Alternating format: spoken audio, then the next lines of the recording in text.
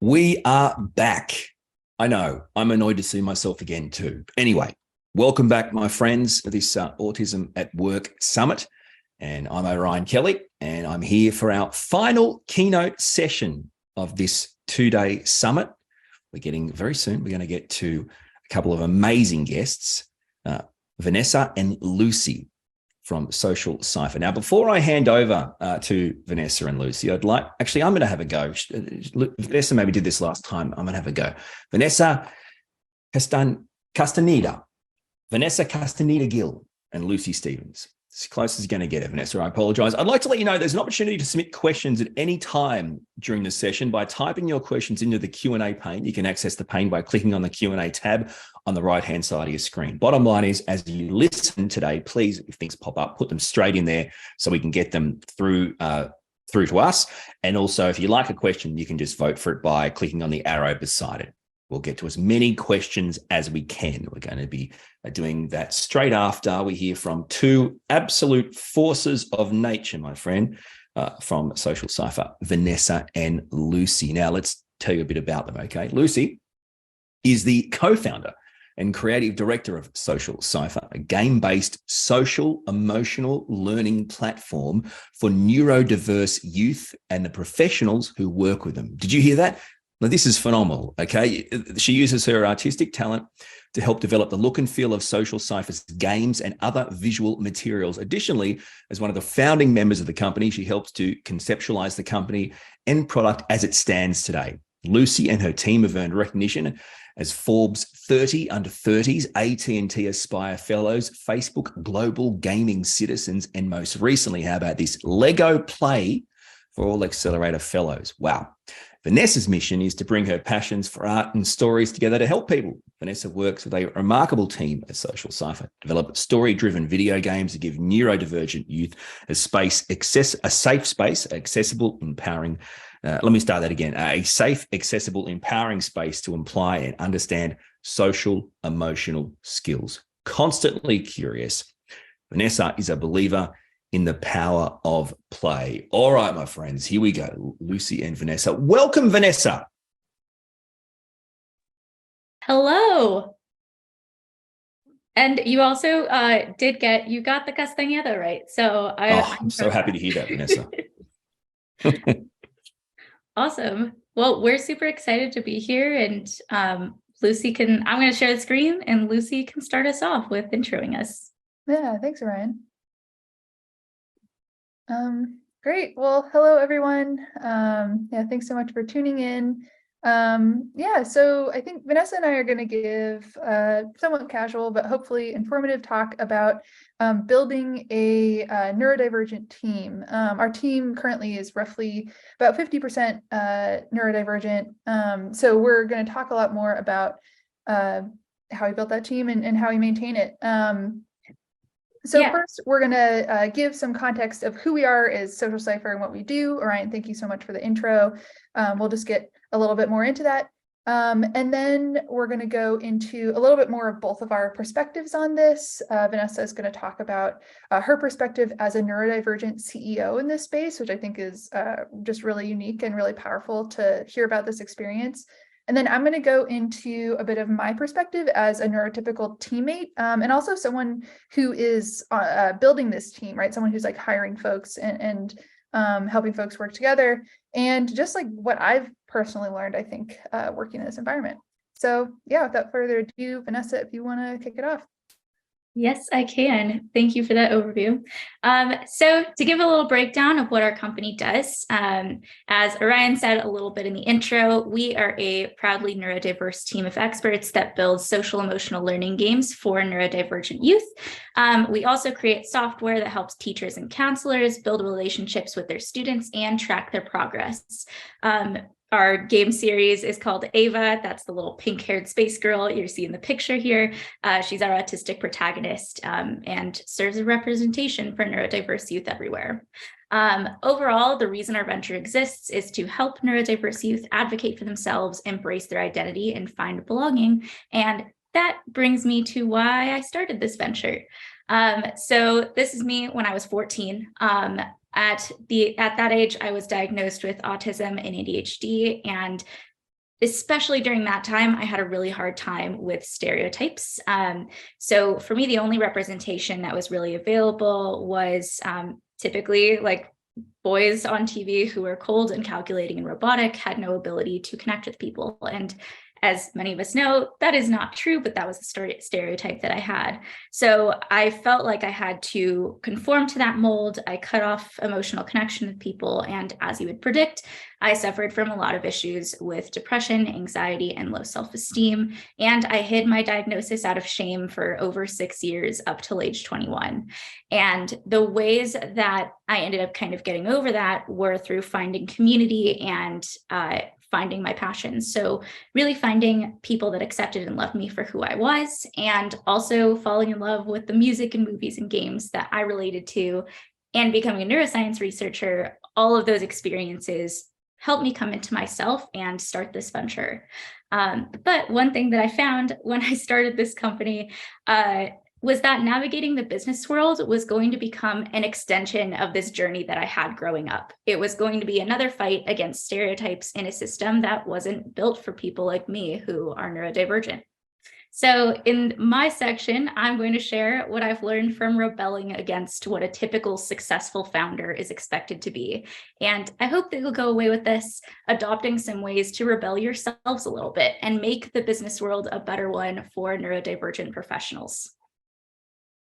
So when we think of a successful founder, I intentionally used kind of silly stock photos here, but you're thinking of a guy in a business suit or someone wearing a hoodie who has all the answers, and someone who has these 3 qualities that I have highlighted here. So maybe someone that subscribes to hustle culture, which I will explain soon, who works the room, talks to everyone, knows everything, and of course is self-made in terms of their riches and their ability.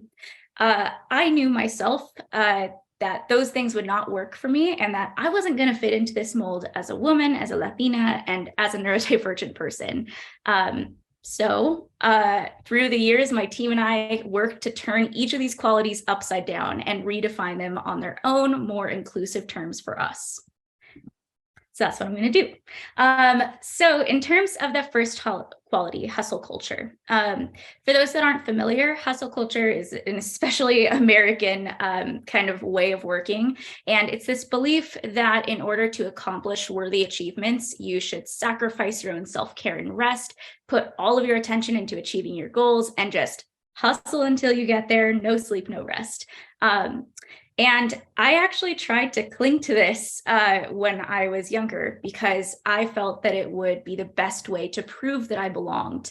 And even then when I couldn't keep up with my workloads, I allowed myself to suffer in silence because according to this culture, I thought it was something that I should just be able to handle, which was untrue.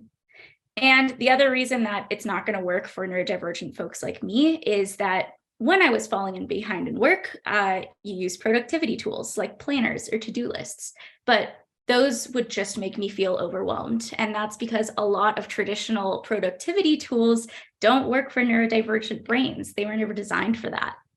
And on top of that, not to mention that prioritization of tasks can be super difficult for folks with autism and ADHD especially. So when you're in this pressure, when you don't feel like you belong, and when you don't have the time and space to reflect on what your priorities are, everything, no matter how small, becomes important, and then nothing in your work actually moves forward. And with all of that kind of snowballing on top of each other, this can lead you into deeper imposter syndrome and autistic burnout, which is where your motivation, your executive function, and your feelings of belonging are all going to be severely impacted. And you don't want that for your neurodivergent team members. So the way that we redefined that was in a couple of ways. The first was harnessing this autistic superpower of hyperfocus. Not every neurodivergent person has it, but when you're able to engage in the strengths and interests of folks, and you can delegate where a neurodivergent person can use their ability to get farther and faster, that's going to make a huge difference in motivation and in getting work done. The other big thing that helped with us was reducing switching between and managing a whole bunch of tasks. Being able to have buffer time between tasks, because that's also an overwhelming thing for neurodivergent folks, is huge. In addition, you also want to have different ways to look at priorities. So maybe you can't naturally figure out a priority list. There are ways that I've checked in with Lucy to figure out what my priorities are from an outside perspective, or where you can make diagrams or even equations where you can input numbers to help spit out an objective priority, so that you can get focused on your work and do what's going to move the needle forward the fastest. The other thing that I had to accept was that I need frequent breaks and a flexible work schedule. Because my brain isn't going to work the same as everyone else's. That also means that it might not work at the same time. And it also meant accepting and perpetuating this idea that just because you are not putting in the full amount of time or at the same time as everyone else, it doesn't mean you're doing less work. Most of the time, it actually means that your work is more thoughtful and focused because you're doing it at a time where you're set up to thrive. The last thing that we set up was a well-being culture, which we haven't actually named, but I named it this. And it's this culture from day one where we have always encouraged teammates to gain self-awareness and learn when and how they do their best work. So we are always trying to create an environment where employees actually feel comfortable saying that they need a break, where I am setting an example and Lucy's setting an example and saying that, hey, we need some time to take out of this. We're feeling overworked. I want to do something interesting to me. So that was hustle. When it comes to working the room, which is the second quality that you'll find of a stereotypical successful founder, that is an extroverted approach to meeting as many people as possible at a networking event, being very transactional, extremely social, full of small talk, charming everyone you can, gathering all the business cards. There's a lot of reasons that this won't work for a lot of neurodivergent folks, especially me. For a lot of us, sensory overload, especially in crowded networking events or rooms, is a thing. If you're trying to have a conversation with someone, it's really hard to maintain eye contact and attention when you have so much auditory and visual stimuli going on around you. And because of that, when you're diverting eye contact in order to pay attention, people might misjudge you as rude, and they may treat you differently or think you're weird, and then that becomes an anxiety. On top of that, you can have difficulty with small talk and social nuances, or with understanding the intentions of the people that you're talking to. Or with a lot of neurodivergent folks, the case can be rejection sensitivity or difficulty approaching a group. And then when you add this pressure of this expectation to work the room on top of these difficulties with overwhelm and social nuances, it can lead you to feel inauthentic and incompetent in your networking and kind of make it unproductive altogether. So what we have done to rework the networking has been prioritizing the depth of our connections with others in networking over breadth. We believe that having deeper relationships and forming those makes you more memorable. It helps neurodivergent folks and introverts thrive a lot more and feel more comfortable in one-on-one situations, which helps you just gain much stronger networking contacts. Even if it's not everyone in the room, it's going to be the people in the room that you need to be involved with and talk with. The other really important thing, especially for me to develop, was vocabulary for self-advocacy. So unfortunately, you can't expect everyone to be informed about neurodivergence, and the fact that if you're wearing earplugs or if you're not looking at someone in the eye doesn't mean they're being rude. It means they're doing this to be able to pay attention to you. So I pre-designed scripts for myself and other neurodivergent folks to help you get out of conversations, or to communicate why you're using certain sensory tools, or different ways to leave gracefully from a situation to regulate. The other thing we do is I highly encourage that if you are sending a neurodivergent team member to a conference or event, you make sure that that space has a physical place or room for regulation. Or if you're holding an event for a company, you're going to want to have some type of space and create it. That physical space is going to allow for neurodivergent folks to take a breather, to take a break from the overstimulation, and to be their best selves. Last thing is networking in teams. So this is a picture of Lucy and I tag teaming at a conference, and Lucy is amazing at small talk and entering conversations. She's also great at understanding just the intentions of a person. So she'll kind of set me up, and then I come in with the business knowledge that I know, and we just make a great team. Yeah, so that's how it's worked best. And on that self-made note, this is the last thing, the last quality of a stereotypical founder. It's this idea of being self-made, which I do not believe in personally. I think that everyone that has done something great has done it with the help of a community that cares. And I think that achieving success through one's own efforts is something that's difficult and not something that everyone has to suffer through. So I think that this doesn't work for neurodivergent folks or anyone, frankly, because number one, it encourages masking, which if you're not familiar, masking is suppressing these behaviors that can help you regulate and feel better in order to appear like you have it all together, even when you don't. You can also be overwhelmed and pressured by the idea of having all the answers and the responsibility and the lack of emotional support. Not to mention the fact that if you're going to lack different viewpoints, different options, and a creativity that a team would provide you. So we have turned self-made into community-made, and we find that a lot more glamorous and glorious.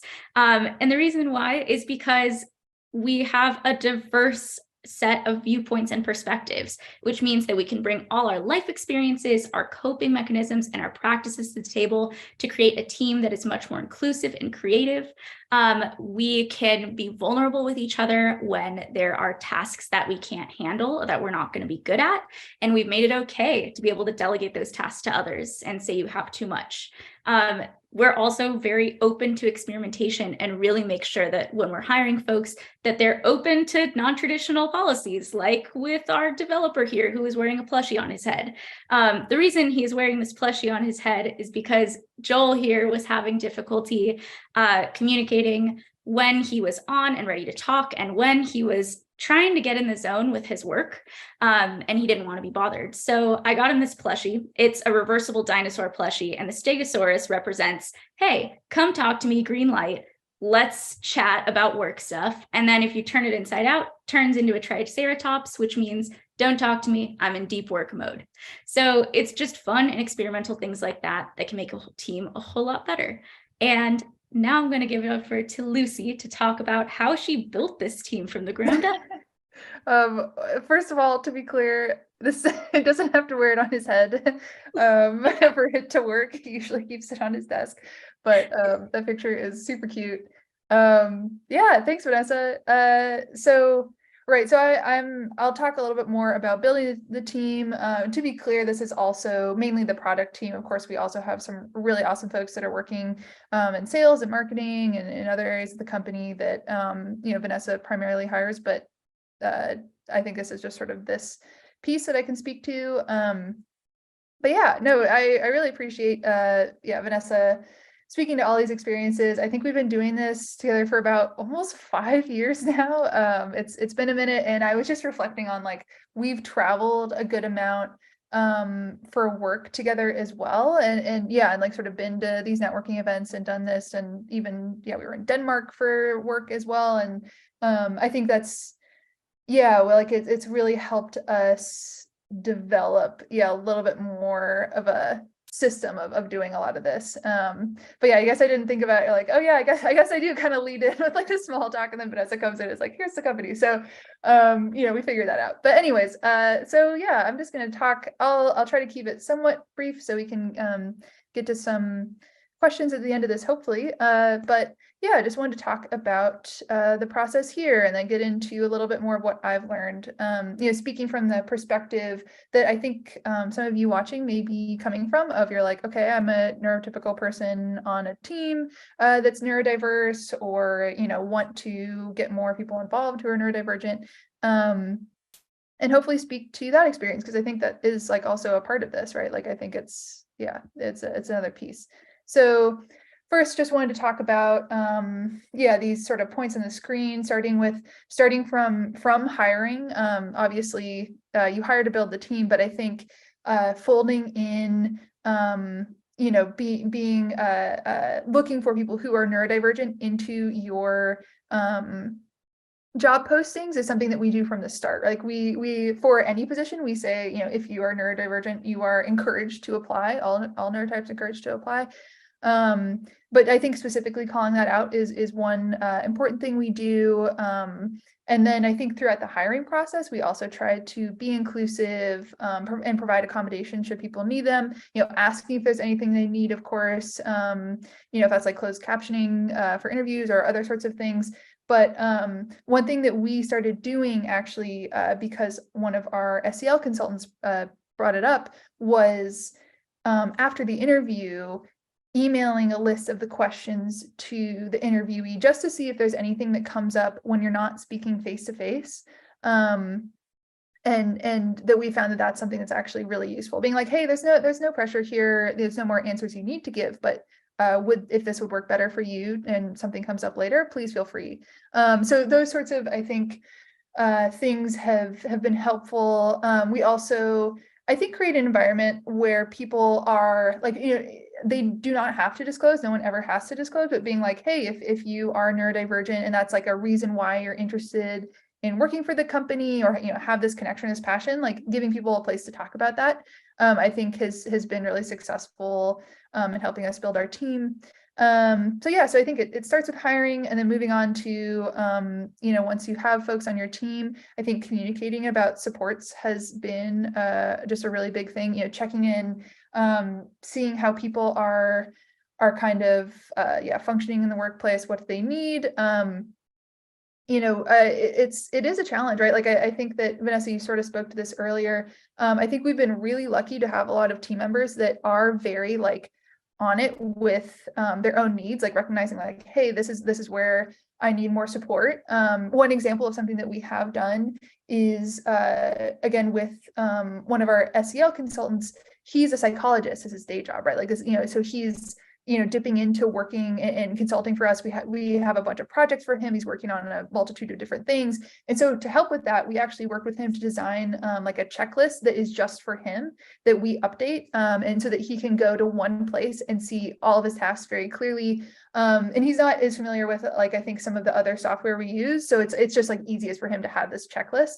And that's like an accommodation we're totally, willing to do, because I think there are so many different projects, right? And we want him to be able to do his best. So that's just an example of like a support that I think helps people work well. But I think all this ties into, I think the other points I have here too, like I think stepping back and listening is just a piece that I wanted to throw in here, because I think that is something that has really, allowed us to be successful is, especially as a neurotypical person, like stepping back and letting people speak, especially when they're speaking to their own lived experiences, I think is something that, like really fosters an environment that is conducive to communication, and also, builds trust, people trusting like, hey, my opinion has weight, when I am speaking about like the impact this might have or my relationship to this, like that matters. I think that's something that we really, try to put stock in and let people speak to their own experiences. And that actually has just been such a huge benefit for us, because there are so many little sort of like anecdotes or experiences or things that come up while we're developing the product that are just like fantastic insights that I think otherwise we wouldn't have understood or been able to incorporate into our games, into our products. That I think, part of it comes, I think, from being comfortable, being like, hey, I can tell this story, or I can talk about this thing, right? And people will take it seriously. So I think that's one piece. And then the fourth piece is just staying organized. Like I think that with any team this matters, but really like I think breaking things down into pieces when you have tasks, that's been huge. We have a rock star product manager who has been great about helping us do this. But, I think like, especially early on, I think I was, there's a lot of stuff where I'd throw things Vanessa's way and it's like, here's this huge giant thing or this huge giant like application or project or whatever it was. And I think that breaking it down into smaller pieces, maybe it's a no-brainer, but I think that's something that like is difficult to do well, honestly, sometimes. But it is just hugely important to keep from overwhelming people on the team and keep things focused. Also, just sort of consistent reminders of how things tie back into goals and why they matter. I think especially, producing a game, there's times where you'll drop something and pick it back up like a while later, like it's going to be a minute later. And I think that keeping very clear notes on kind of like thought processes and like, why is this important, and those sorts of decisions has been, helps keep people kind of like on the task and like understanding how it relates back to what we're trying to do. And then I just, like, as a small thing, documents on documents is like, has been a really big thing of like, it's so easy to just keep making documents when you are working on something, and they're all like kind of the same but slightly different. Say we're brainstorming a narrative arc or doing something for the game, it's so easy to just keep making documents, and that just leads to complete confusion. And I think that one thing that we've really had to drill down on is organization there, right? And making sure that our information stays in the same place, and questioning if we need to make another doc for that, or if it can go on something that's existing. So I think that kind of summarizes my 4 sort of takeaways here for pieces. But just in terms of how it's built my capability as a whole, I'm assuming, I think a lot of you guys are already thinking like, well, a lot of these points do sound very generally applicable. And I think that's true. Like, I think that a lot of the stuff that, I've been talking about and that Vanessa has been talking about apply to teams of all neurotypes. Like, there's good practices to be organized.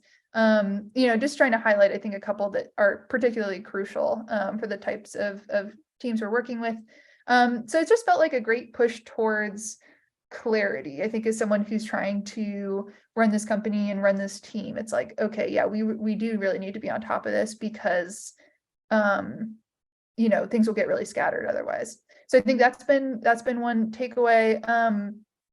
And I think to speak to a point Vanessa made earlier, just sort of about the culture. I think it's been great about figuring out how to prioritize what needs to be done, even in terms of people, and like even in terms of like when someone is really struggling, or is sick, or something's going on, or doctor appointments, or sorts of things, like really being understanding and prioritizing, like, okay, like, we need this to be done, but let's look at how we could change the schedule to adapt to this. And I think that the other piece that has really been amazing that's fed back around to is actually to me as a leader, and feeling like the team has compassion for me as a leader, like understanding if something was forgotten, or like, oh, something got lost in the shuffle, okay, let's bring it back, or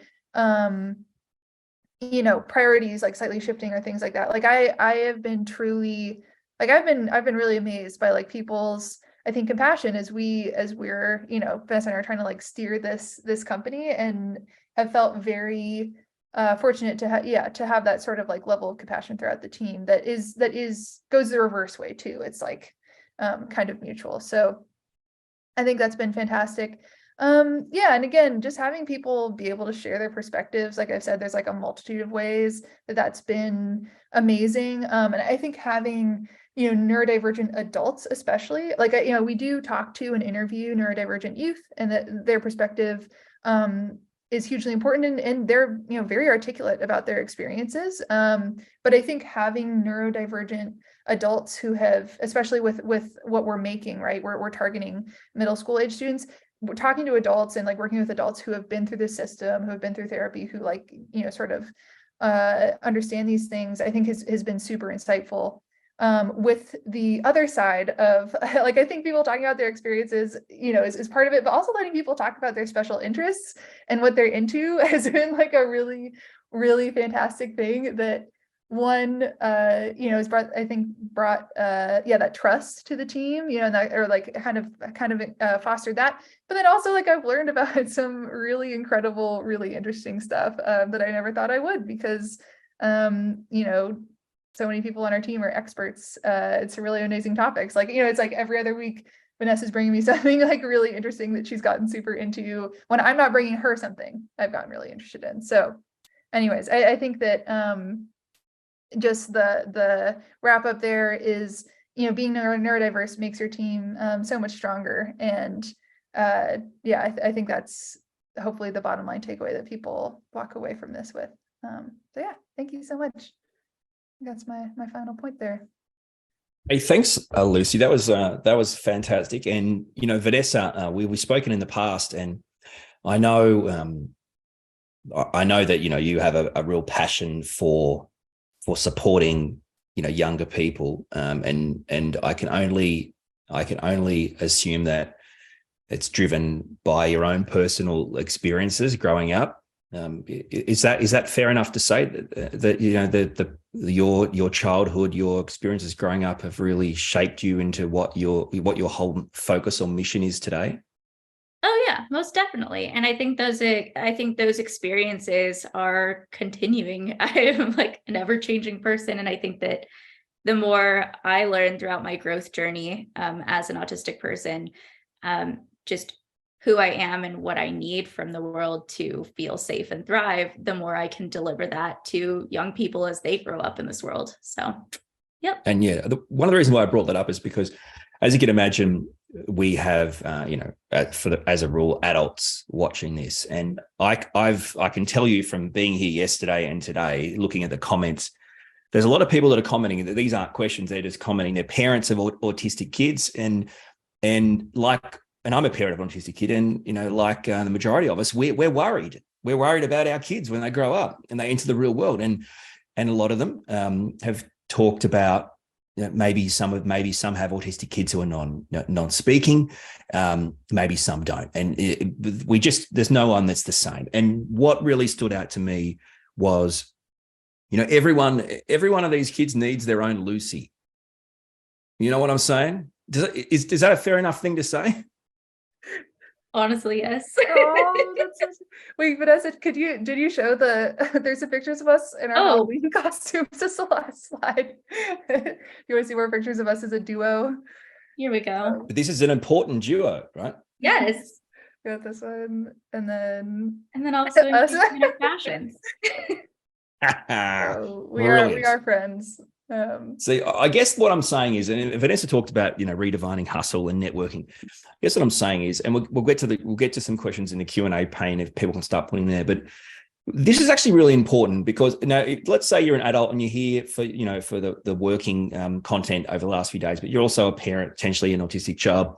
You're going to think of things, and I can tell you, I'm an autistic guy. I never networked in my life. I don't know how to do it, and I've worked in media, in radio and TV, and I'm the most horrific networker, and it's cost me opportunities because I didn't have a Lucy. I didn't have someone there to support me. And I know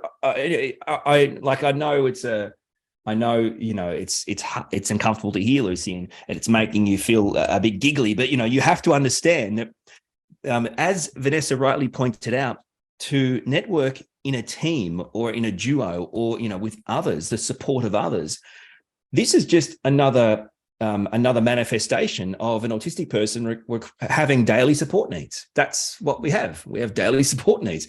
And the idea is, I'm worried about my kid, when they enter the real world. And I guess I'm bringing it up. It's because, cultivating relationships with others, like-minded relationships, and then understanding that, here's Vanessa, who is, cultivating relationships, working with other people like yourself, and is achieving things that potentially herself, her family, or strangers as a child may have, if we said what you've achieved, may have seen, right, yeah, sure, and that's the, I guess the challenge that a lot of the parents see their kids having. But I think in talking about the networking challenges and redefining hustle, I think you guys have brought up entirely appropriate points, which is that not only is it a team effort, but we have to shift our mindset and understand that the daily support needs you don't grow out of, and cultivating these is super beneficial. Do you guys agree?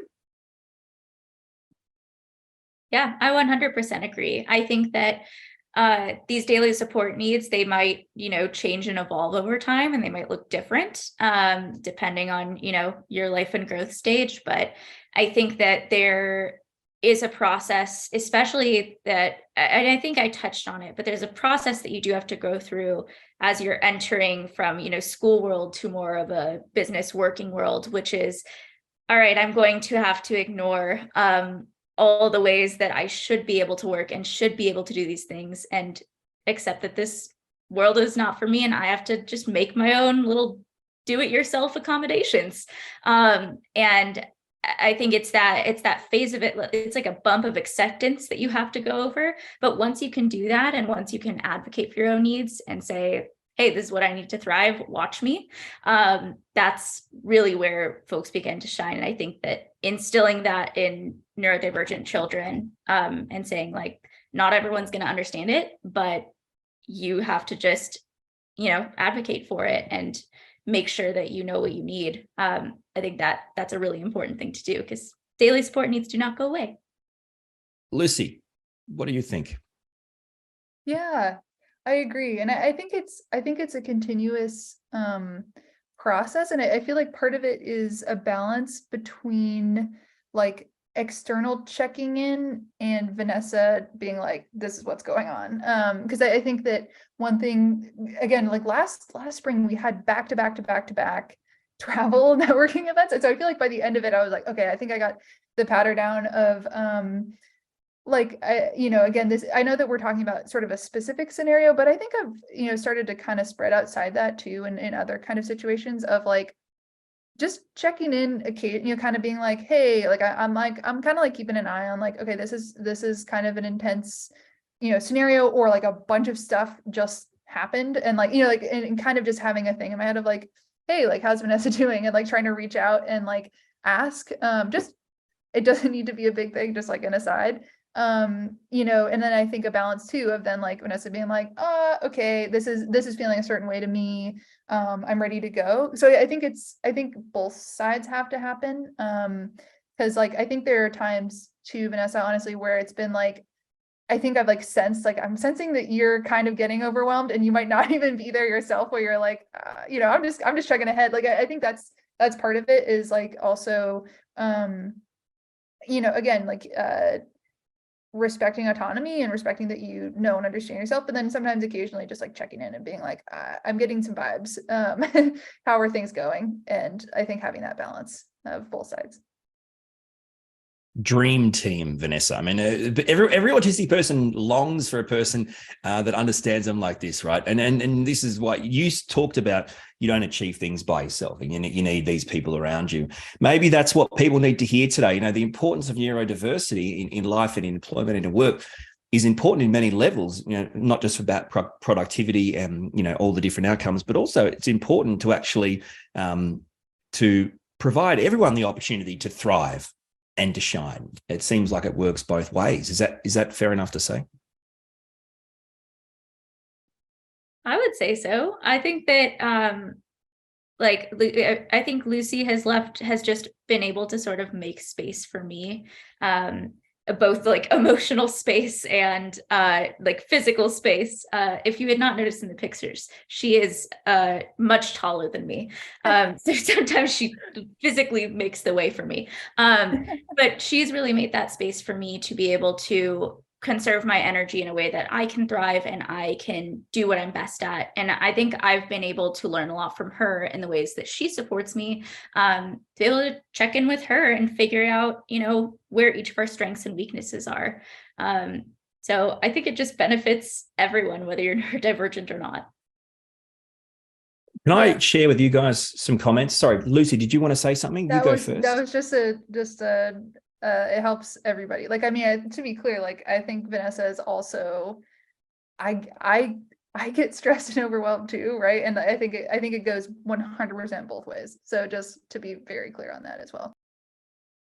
Oh, absolutely. I mean, you're not a superhero. That's the thing too. Like, the people that support us, the people that we click with, we have to understand we're both still human. I totally get that. I totally get, though I do insist my wife remains a superhero. So she has to. That's contractually obliged. A few comments now. OMG, you guys are fantastic and inspirational. Thank you so much for sharing your journey. These are comments that are coming through on the Q&A pane. Presumably they're confused what Q&A means. Not a question. Again, confused what Q&A means. The dinosaur plushie is an example of the type of accommodation supports that neurodivergent people can come up with to manage their workplace needs when management employers are open to really working together with their ND staff.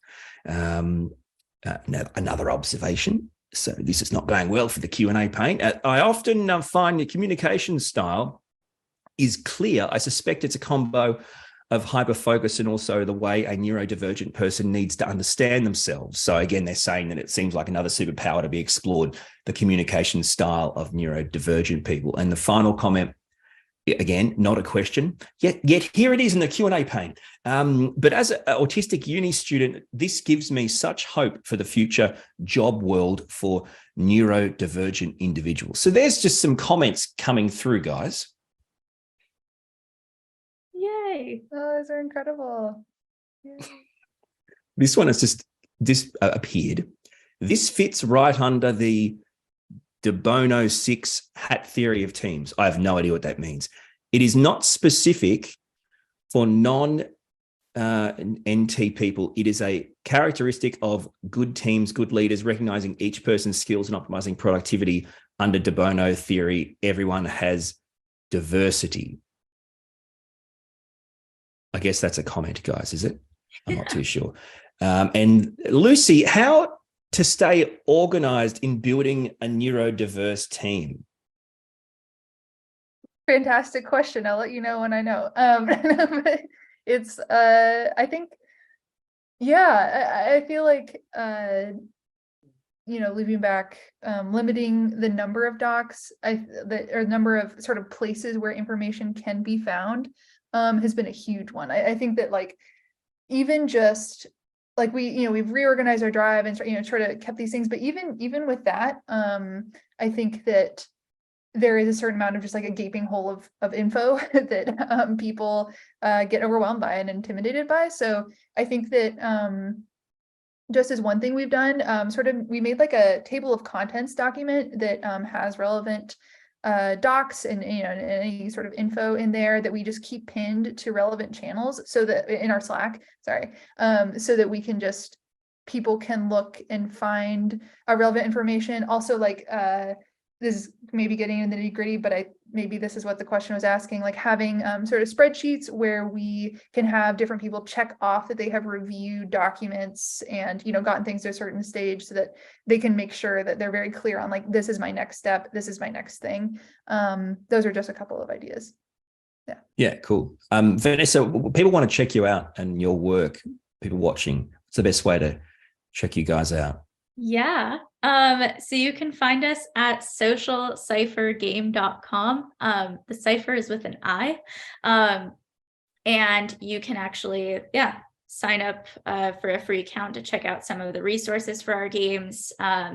There will be some kind of special offer thing going on for Autism Acceptance Month in April, so you'll want to be following our social media for that. We're mostly on Instagram and Facebook and Twitter at Social Cipher, and that's where you can find us. And this has been amazing. Have you enjoyed it, guys? Yes. Yeah, wow, this is great.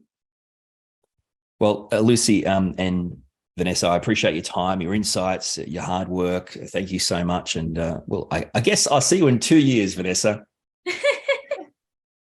All righty. Well, okay. Thanks, guys. You so much. Thank you so much. Yeah. See you later. Bye. Thank you, Vanessa. Thank you, Lucy. That brings us to the end of this session. Before we head off, we'd appreciate your feedback. You can take a minute to complete the session feedback form. You can access that via the tab on the right. We're going to have a short break now. It's basically like a morning tea, I guess. Go and grab yourself something to eat or drink, have a bit of a break. And I believe our next session starts in 15 minutes, 11:15. It's a workshop on how to start an Autism at Work program. Okay, great. So that workshop is coming up at 11:15, I believe. If I'm wrong, forward all complaints to Andrew Eddy at Untapped. To get there, please just click back to the home page or the agenda page. You'll see the session listed there as starting soon. When you click on it, it'll take you the link to the session and you'll be ready to rock. We'll see you in a bit of time after a morning tea break. Thanks once again.